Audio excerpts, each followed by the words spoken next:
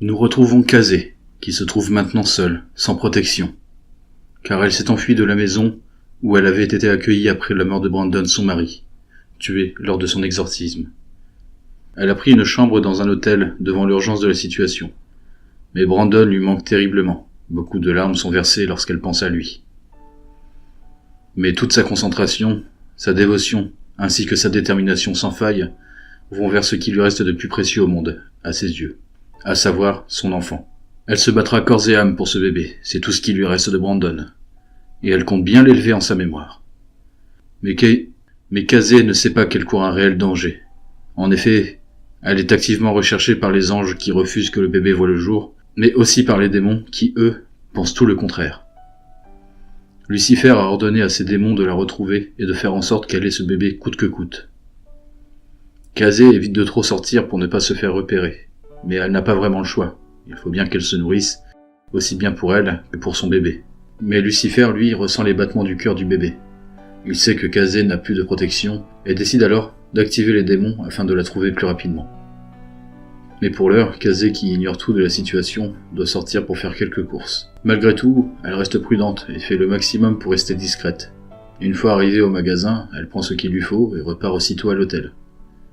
Malheureusement, elle doit passer dans une ruelle assez sombre, où un démon répondant au nom de Samael l'attend déjà. Il a été informé par Lucifer qu'il la repère grâce au battement du cœur du bébé qu'elle porte, mais aussi à cause du pouvoir de sa grâce angélique qui génère une énergie si puissante qu'il arrive à le sentir, même si celui-ci n'est pas forcément proche de lui. Le démon attrape Kazé. Bouge pas, ma jolie, tu vas venir avec moi, et si tu restes tranquille, tout se passera bien. Par contre, si tu déconnes, ça risque de très mal se finir. Sur le coup, Kazé est prise de panique, elle se demande ce qu'il se passe. Mais elle comprend assez vite la situation quand le démon lui explique que Lucifer l'a envoyée ici, pour qu'elle puisse donner naissance au bébé. Mais où m'emmenez-vous ? Dans une maison où personne ne te retrouvera, tu dois mettre ce bébé au monde quoi qu'il arrive. Et tout se fera dans la joie et la bonne humeur. Sinon, les répercussions pourraient vraiment être dramatiques. De son côté, Ariel fait tout son possible pour les localiser, elle et son bébé. Mais elle doit aussi gérer à la fois les anges, pour qui elle travaille, mais aussi les démons, pour éviter qu'ils lui mettent la main dessus. Mais quand elle apprend que Kazé est prisonnière d'un démon, elle décide de changer radicalement. Oui, car Ariel est un ange de protection, mais cette fois-ci, elle devient une guerrière. Une fois arrivée à la maison qui se trouve dans un endroit reculé de tout et assez glauque, Kazé a peur. Le démon lui demande de se tenir tranquille. Mais la maison est tellement effrayante et répugnante que Kazé essaie de s'enfuir. Mais le démon la rattrape, avant même qu'elle puisse ne serait-ce mettre un pied dehors. Ah, je vois, tu commences à foutre le bordel d'entrée de jeu. Très bien, tu l'auras cherché. Tu vas rester enchaîné dans la cave. Je te remonterai quand tu seras plus calme. Enfin, peut-être. Non, je vous en prie, ne m'enfermez pas là-dedans, je vous rappelle quand même que je suis enceinte. Mais le démon ne l'écoute même pas. Il referme la porte derrière lui. Kazé se retrouve seule sur un lit, attachée, avec une chaîne fixée au mur derrière elle. Impossible de s'échapper de cet endroit maudit. Malgré tout, le démon vient la voir régulièrement pour la nourrir, lui faire prendre ses vitamines, et éventuellement faire un bain de Cosette. Mais rien de bien transcendant. Les jours passent lentement pour elle, ce qui la rend assez nostalgique. Mais les visites du démon coupent un peu cette perpétuelle routine, imposée par sa captivité. De son côté, Ariel et Rory, un ami de la famille qui l'a accueilli, échafaudent un plan, pour voir s'ils peuvent sauver le bébé. Les anges au paradis ne sont pas d'accord, mais Ariel s'en moque. Si Kazé veut garder son bébé, autant étudier toutes les possibilités à l'avance. Et l'autre partie de la famille la recherche activement, mais pour l'instant, pas de trace de l'enfant, ni de la mère. Ariel se souvient que si on pratique un rituel d'extraction sur Kazé, pour enlever la grâce angélique du bébé, ça pourrait éventuellement fonctionner. Ah oui, on lui siphonne sa grâce et il devient simplement comme n'importe qui en fait. Oui, enfin, en théorie. Pourquoi en théorie ? As-tu déjà fait ça ? Oui, mais le rituel n'avait pas fonctionné. Il y avait un ingrédient insuffisant pour extraire une grâce angélique.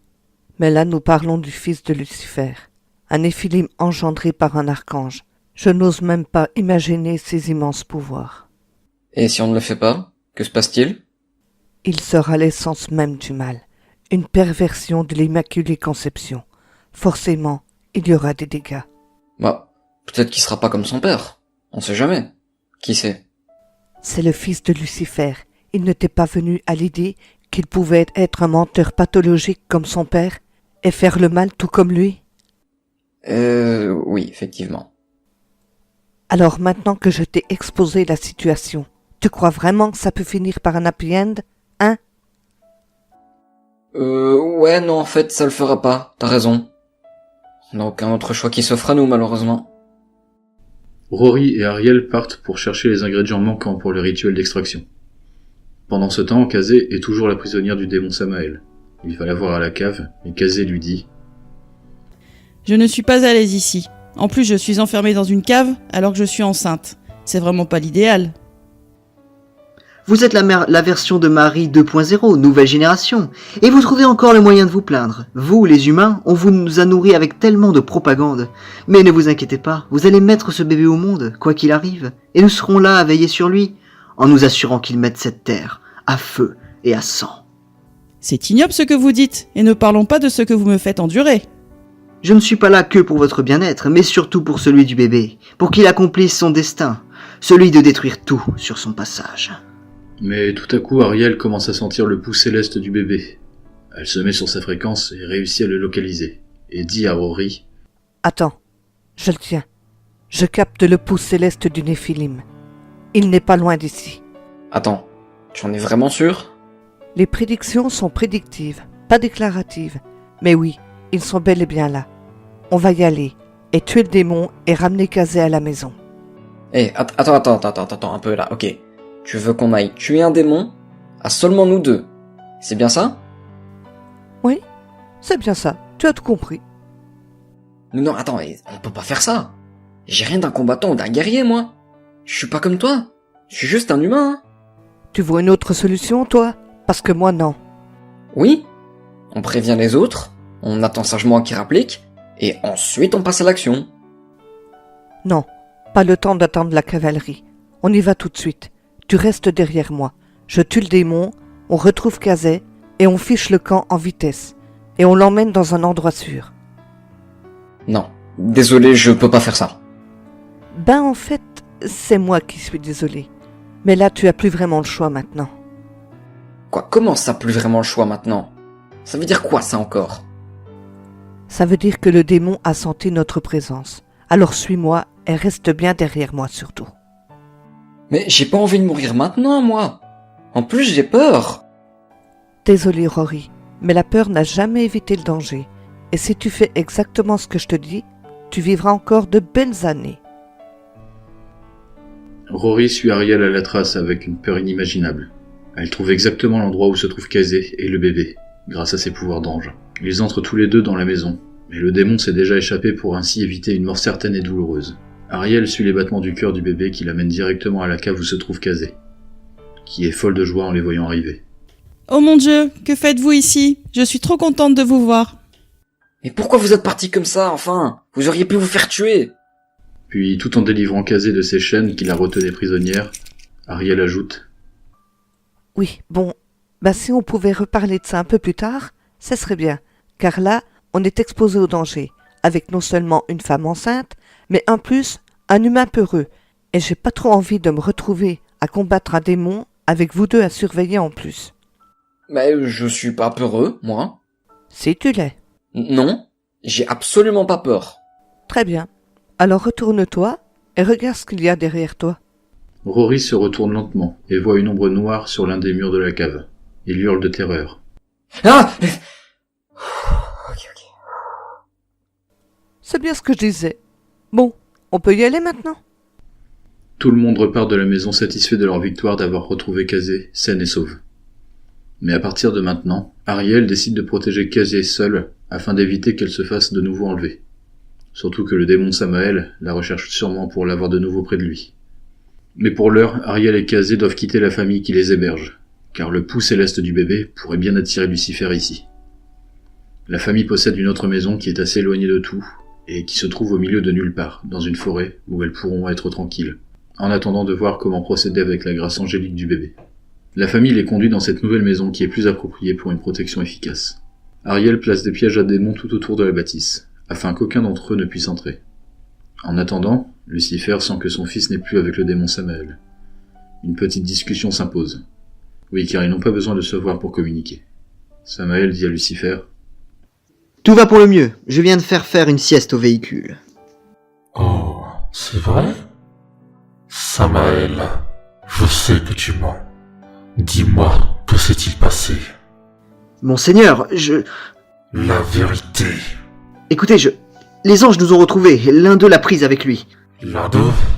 Lequel? Ariel.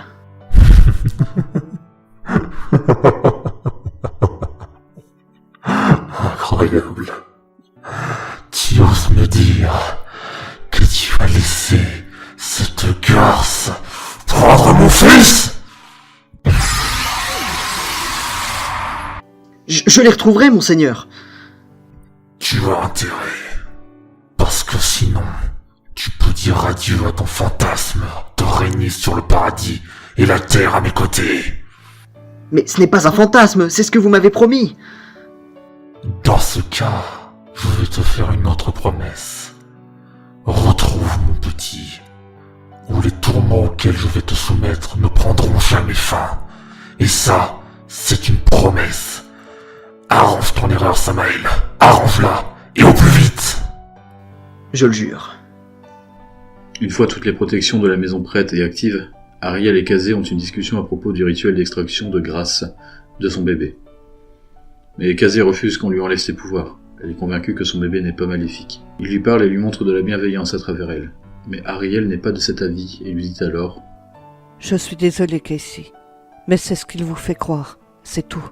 C'est le fils de Lucifer, ne l'oubliez pas. » Non, pas du tout, vous ne comprenez pas. Il me montre de la bonté.